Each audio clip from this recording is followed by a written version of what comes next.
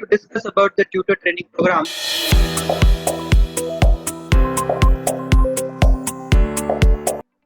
Next है WhatsApp group. आपको cell करने के लिए, मतलब ज्यादा से ज्यादा लोगों तक पहुंचने के लिए, या फिर आपके पास जो स्टूडेंट ऑलरेडी एग्जिस्टिंग स्टूडेंट्स है या फिर आपके पास कुछ स्टूडेंट जुड़े हुए हैं, तो उन लोगों को आपको कुछ इन्फॉर्मेशन देना है। जैसे कि अभी मेरा इन्फॉर्मेशन मुझे आपको बताना है कि अभी वेबिनार हम लोग इसी समय पे कंडक्ट कर रहे हैं। अभी तो मैं इंडिविजुअली भेजता हूँ क्योंकि शायद से मैं लोगों को एक दूसरे के साथ में नहीं मिलाना चाहता, इसलिए मैं अभी फिलहाल इंडिविजुअली भेज रहा हूँ, लेकिन बाद में इसका ग्रुप बनाऊंगा। ग्रुप किस तरीके से बनाने हैं वो सारा मैं आपको सिखाऊंगा अभी, लेकिन ग्रुप बना लेना चाहिए व्हाट्सएप का। व्हाट्सएप का ग्रुप बनाने से होता क्या है ना, एट ए टाइम आप एक ही जन को मैसेज करेंगे, सभी लोगों को मैसेज पहुंच जाता है। तो ये बेनिफिट होता है व्हाट्सएप ग्रुप का। तो एग्जिस्टिंग स्टूडेंट्स हो या नए स्टूडेंट हो, उनको अगर आपको एडवर्टाइज करवाना है, जैसे कि आपको आपके प्रोडक्ट के बारे में फिर कोर्स के बारे में एडवर्टाइज करवाना है, तो कोई भी व्हाट्सएप ग्रुप जो आपके पास हो, उस व्हाट्सएप ग्रुप में आपका ढंग से कुछ कंटेंट बनाइए एडवर्टाइजमेंट वाला, जैसे पैम्पलेट होता है या कुछ भी लिखिए। अदरवाइज जैसे मैं कुछ लिखता हूँ, आप देखते रहेंगे कि जब मैं प्रमोट करता हूँ वेबिनार को, तो उस समय लिखता रहता हूँ कुछ ना कुछ कि मैं वेबिनार में ये करवाने वाला हूँ। उसी तरीके से आप भी आपके कोर्स के बारे में बता सकते हैं कि वेबिनार आपके कोर्स में आप सारी ये चीजें करवाने वाले हैं। पहला आपका क्लास फ्री रहने वाला है, पसंद आता है तो आपको पैसे देने हैं, उसके बाद कंटिन्यू करना है। ऐसी सारी चीजें आप वहाँ पे लिख सकते हैं। और कोई जितने भी व्हाट्सएप ग्रुप आपके साथ में अटैच हो, सारे व्हाट्सएप ग्रुप में आप उसको प्लेस कर सकते हैं या फिर सारे व्हाट्सएप ग्रुप में उसको एडवर्टाइज करवा सकते हैं। ये होता है व्हाट्सएप ग्रुप का बेनिफिट। तो व्हाट्सएप ग्रुप आपको एक बना लेना चाहिए। तो जितनी भी चीजें मैंने अभी तक बनाई, ये हमारा है बेसिक होमवर्क। होमवर्क मतलब क्या है कि हमारा काम चालू करने से पहले इसमें जो जो चीजें जरूरी होती है उसको थोड़ा सा सीख लीजिए। मैं ऐसा अज्यूम करके चल रहा हूँ कि इस कोर्स करने के बाद अब जब आपका काम चालू करे, तो 1-1.5 महीने के अंदर अंदर आपके पास इतने ज्यादा बच्चे हो जाएं कि आप आसानी से सारी चीजों को करना चालू कर दें। अगर आप सीखते हुए इसको करेंगे ना, तो उससे हो क्या जाएगा, सीखते हुए करने में भी कोई दिक्कत तो नहीं है, लेकिन ऐसा ना हो जाए कि आप कहीं पे फंस जाए। इसीलिए मैं जस्ट सजेस्ट कर रहा हूँ कि अगर पहले से करके रखते हैं तो अच्छा है, अदरवाइज साइमल्टेनियसली भी कर सकते हैं। एडवर्टाइजमेंट चालू करवाइए और साइमल्टेनियसली सीखना भी चालू करिए। उसके अलावा आपके पास कुछ चीजें होनी जरूरी है, क्योंकि बच्चों के पास जो होता है ना, बच्चे जो होते हैं आलसी होते हैं। आलसी नहीं बोल सकते, उसमें से काफी सारे बच्चे एक्टिव भी होते हैं, लेकिन बहुत सारे बच्चे जो होते हैं ना, मैक्सिमम चीजें आप ही को पूछेंगे कि मैम का लिंक कहाँ पर है, मटेरियल कैसा लेना है, आपका रिवीजन का रिकॉर्डेड वीडियो मुझे भेज सकते हैं क्या। ये जो सारी चीजें होती है ना, ये आपको पहले से बना के या फिर रेडी रखनी पड़ेगी। जैसे कि ई बुक लिंक जो है, आपको आपके कोर्स के बारे में कम से कम थोड़ा बेसिक तो पता होना चाहिए कि इसकी जो ई बुक के लिंक्स है वो कहाँ पर है। अगर आप गूगल पे सर्च करके रखते हैं, आपको अगर खुद को मिल जाता है तो उसको सेव करके रखिए कि ये लिंक पे मिलता है, ताकि बच्चे जब पूछे तो आपको उनको देने में आसानी हो। मटेरियल आपने जो खुद ने मटेरियल बना हुआ है, जैसे गूगल ड्राइव का होता है, तो गूगल ड्राइव से आप भी लिंक सेंड कर सकते हैं।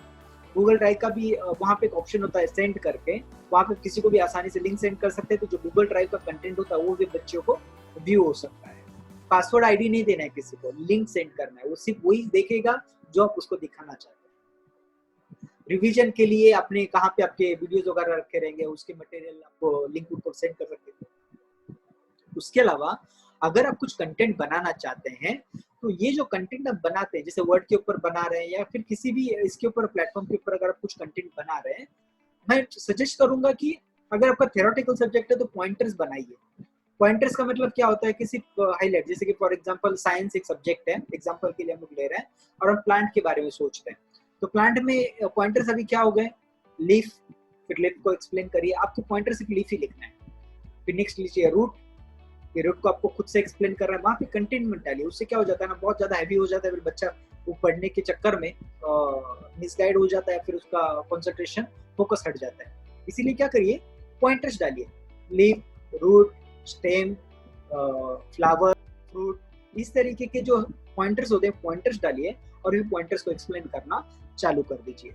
ये जब आप करेंगे, अगर आप वर्ड के ऊपर कुछ कंटेंट बना रहे हैं, डॉक्यूमेंट बना रहे हैं, तो मैं सजेस्ट करूंगा वहाँ पे फॉन्ट होते हैं। फॉन्ट अगर आपको पता रहेंगे तो ठीक है, नहीं पता है तो आप देख सकते हैं, वहाँ पे फॉन्ट होते हैं, मतलब कुछ कर्सिव लिख कर आ जाता है, कुछ स्ट्रेट लिख कर आ जाता है। तो उसमें से मैं सजेस्ट करूंगा कि वहाँ पे एक टाइम्स रोमन करके होता है या फिर दूसरा एरियल होता है। इनका जो लिखावट होता है बहुत ही आसान होता है। जैसे अभी यहाँ पे आप जो देख रहे हैं टाइम्स का है, तो ये जो होता है ना, लिखावट बहुत ही अच्छा होता है और साफ सुथरा होता है, मतलब जंबल नहीं होता, तो लोगों को समझने में आसानी होती है।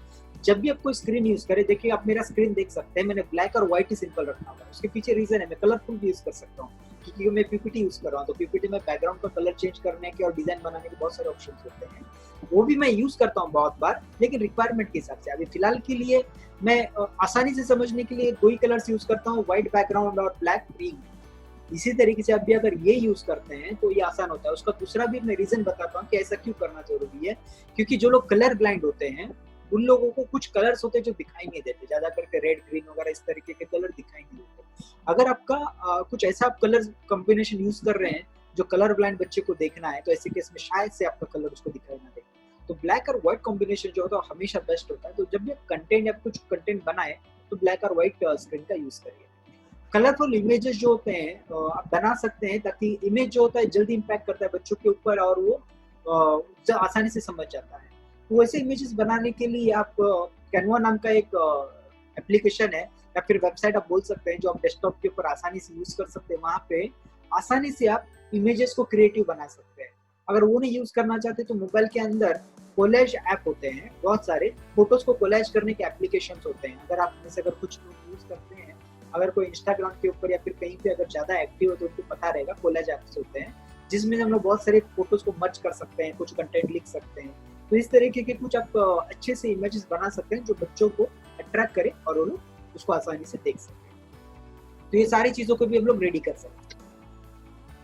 बच्चों को अभी एडवर्टाइज करें या फिर चालू करें उनको सिखाना, उसके पहले आप लोगों को कुछ चीजों को ध्यान रखना पड़ता है। तो सबसे पहले इंपॉर्टेंट चीज, आप रेडी रहिए कि आप पढ़ाना क्या चाहते हैं। आपका कोर्स जो होता है, जैसे अगर आप मैथ्स पढ़ाना चाहते हैं फॉर एग्जांपल कि आपका सब्जेक्ट मैथ्स है, तो आप डिसाइड करिए कि मैथ्स में कौन से स्टैंडर्ड को पढ़ाना चाहते हैं। स्टैंडर्ड डिसाइड करिए, सब्जेक्ट डिसाइड करिए, और सब्जेक्ट के साथ में पहला जो क्लास है वो कौन से टॉपिक के ऊपर लेने वाला है, टॉपिक भी डिसाइड करके लेके। अगर आप सीक्वेंस में जाना चाहते हैं तो पहला टॉपिक भले, तो पहले टॉपिक के नोट्स बनाने या फिर कुछ कंटेंट किस तरीके से एक्सप्लेन करेंगे, फ्लो क्या रहेगा, पॉइंटर क्या रहेंगे, ये सारी चीजों को पहले से रेडी करके रखिए।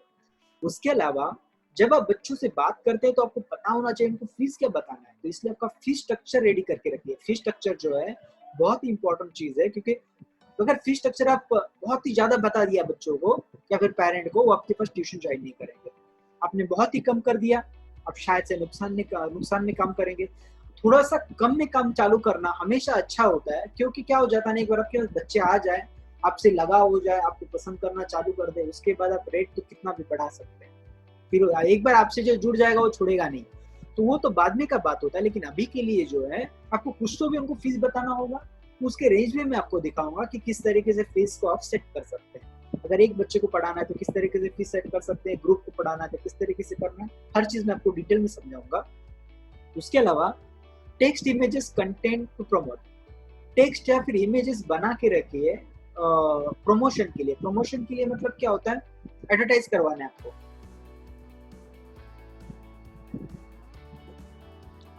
कंटेंट जो है प्रमोट करवाने हैं, तो आप मार्केटिंग के हिसाब से कुछ इमेजेस बना के रखिए, क्योंकि इमेज जो होता है जल्दी अट्रैक्ट कर लेता है। कुछ वीडियोस भी बना सकते हैं या फिर कुछ टेक्स्ट कंटेंट बना के रखिए जो आप प्रमोशन के लिए यूज करेंगे। उसके अलावा आपको स्पीच रेडी करना जरूरी है सेल करने के लिए। उस स्पीच के ऊपर हम लोग आएंगे, मैं आपको एक्चुअल में वो जो पार्ट है वो सेलिंग और मार्केटिंग का आता है, लेकिन मैंने सोचा कि अगर मैं जब बता ही रहा हूँ आपको तो थोड़ा बेसिक चीजें तो इतना बता दूं ताकि आपका काम चल सके। इसीलिए मैं आपको स्पीच किस तरीके से करना है वो भी मैं बताऊंगा आपको, कि फोन के ऊपर किस तरीके से सेल करते हैं, फोन के ऊपर किस तरीके से लोगों को कन्विंस करते हैं। फोन कॉल के ऊपर हम लोग करेंगे, क्यों पता है, क्योंकि अभी हम लोग एडवर्टाइज करवाते हैं तो हम लोग पर्सनली तो उनको कन्विंस नहीं कर सकते, तो हम लोगों को कन्विंस कहाँ पे करना पड़ेगा, अभी फोन के ऊपर, व्हाट्सएप के ऊपर या फिर ईमेल के ऊपर। जिसका भी एक्सेस आपको सबसे ज्यादा अच्छा है आप वो यूज कर सकते हैं। लेकिन मेरे हिसाब से फोन कॉल के ऊपर आदमी जल्दी कन्विंस हो जाता है, क्योंकि उसको अगर कुछ डाउट है तो इमीडिएटली पूछ लेता है और क्लियर हो जाता है। आप व्हाट्सएप मैसेज करते हैं तो वो रिप्लाई आपको तब देगा जब वो सोचेगा पूरी तरीके से, वाइफ को पूछेगा, बच्चे को पूछेगा, हस्बैंड को पूछेगा, इसको पूछेगा, उसको पूछेगा, सारी दुनिया को पूछ लेगा, उसमें से कुछ लेंगे, नेगेटिविटी कुछ डाल देंगे और फिर आपका वो क्लास नहीं लेगा। तो उससे अच्छा क्या होता है, फोन करिए, अगर कोई कॉन्टेक्ट आपको मिल जाता है उसको इमीडिएटली कन्विंस करने का ट्राई करिए कि ताकि वो इमीडिएटली एग्री हो जाए आपकी डेमो के लिए। या फिर अगर आप डेमो नहीं कंडक्ट करना चाहते तो इमीडिएट पेमेंट लेके किस तरीके से चालू कर सकते हैं वो आप देख सकते हैं।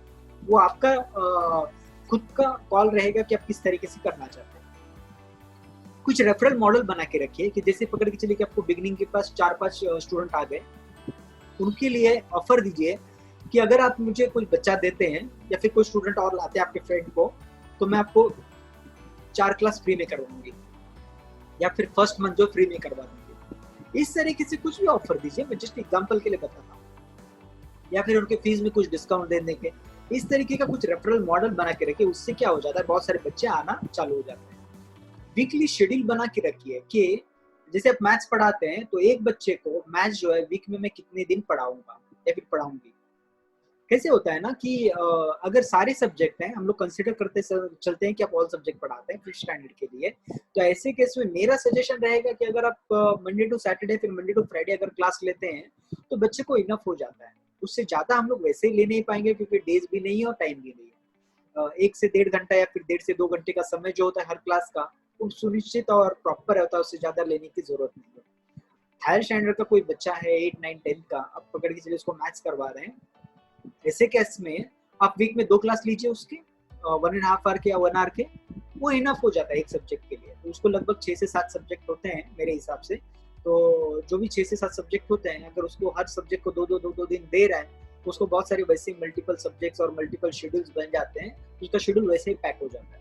लेकिन आपका जो शेड्यूल रहेगा वो फिक्स रखिए, उसको बता के रखिए कि किस तरीके से आप क्लास लेने वाले हैं, कौन से दिन पे लेने वाले हैं, कौन से टाइम पे लेने वाले हैं, उनको प्रॉपर बता के रखिए। और टेस्ट यहाँ पे बहुत ज्यादा इंपॉर्टेंट है। मैं हमेशा टेस्ट के ऊपर मेरे भी टीचर लोगों को बोलते रहता हूँ, स्टूडेंट लोगों को भी बोलते रहता हूँ कि टेस्ट जो है बहुत ही इंपॉर्टेंट फैक्टर है बच्चों के इंप्रूवमेंट के लिए। अगर बच्चों में आप इंप्रूवमेंट सचमुच लाना चाहते हैं तो उनको फ्रिक्वेंटली टेस्ट दीजिए, मॉक टेस्ट लीजिए, रिटर्न टेस्ट लीजिए। उससे क्या है, बच्चा जो इम्प्रूव करना गारंटी से चालू हो जाता है। आप देख सकते हैं कुछ समय के बाद वो इम्प्रूव कर रहा है, क्योंकि जो बच्चा टेस्ट नहीं देना चाहता ना, वो भी थोड़ा तो कुछ दिख ही लेता है। अगर वो कुछ नहीं प्रिपेयर किया है तो उसको ओपन बुक राइटिंग का टेस्ट दीजिए, बाकी हो क्या जाएगा, कम से कम एक बार तो आपके सामने लिखेगा।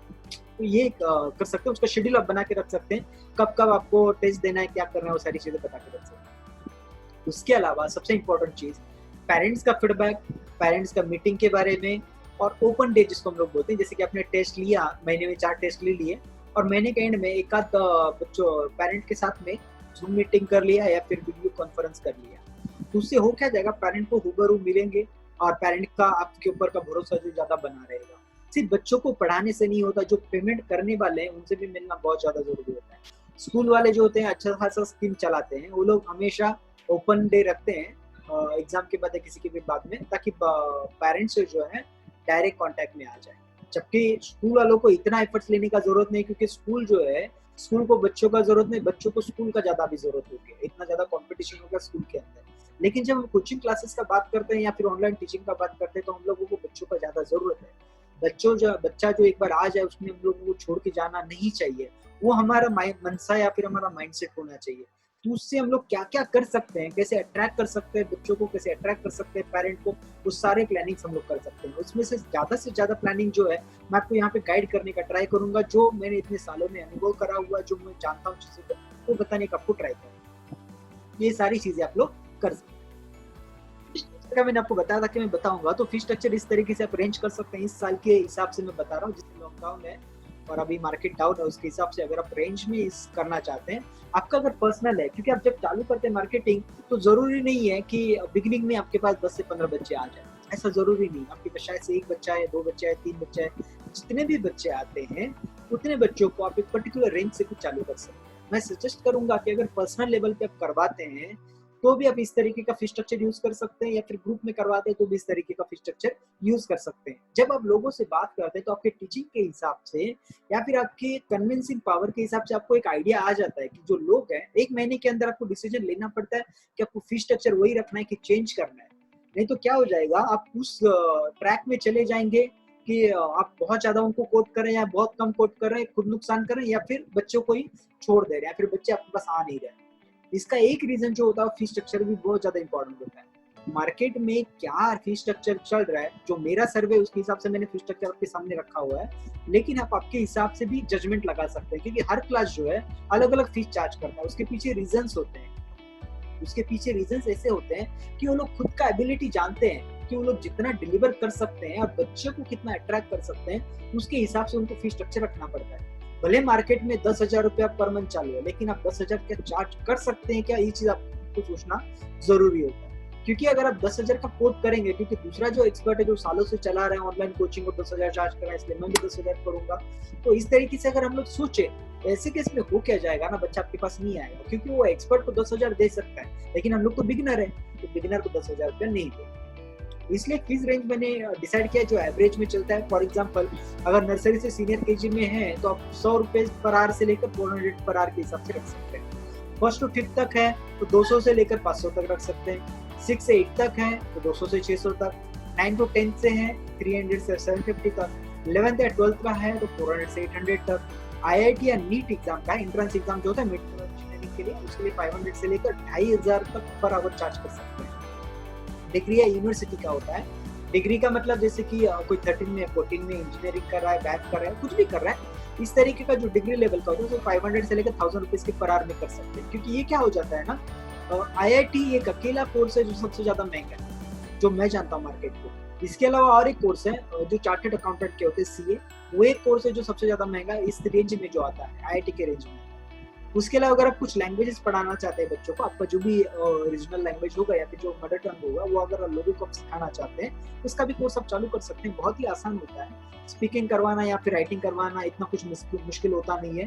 आप कहीं से सीख सकते हैं फिर लोगों को सिखाना चालू कर सकते हैं। उसका भी रेंज लगभग 300 से 750 पर आवर रख सकते हैं अगर इंडियन लैंग्वेज है। अगर कोई फॉरेन लैंग्वेज है, इंग्लिश को आप फॉरेन लैंग्वेज में इंक्लूड नहीं कर सकते कि इंग्लिश जो है रीजनल लैंग्वेज काउंट कर सकते हैं, क्योंकि इंग्लिश जो है लगभग हर दूसरे आदमी को आ जाता है, तो इतना मुश्किल नहीं होता, इसीलिए आप इंग्लिश के लिए ज्यादा चार्ज नहीं कर सकते। लेकिन फॉरेन लैंग्वेजेस मतलब कैसे हो गया, बहुत सारे स्कूल में फ्रेंच है, स्पेनिश है, जर्मन है, चाइनीज है, इस तरीके के जो लैंग्वेजेस है इसको मैं फॉरेन लैंग्वेज काउंट करता हूँ। और इस तरीके के लैंग्वेजेस को आपको 800 से लेकर 1500 पर आवर के रेंज में चार्ज कर सकते हैं।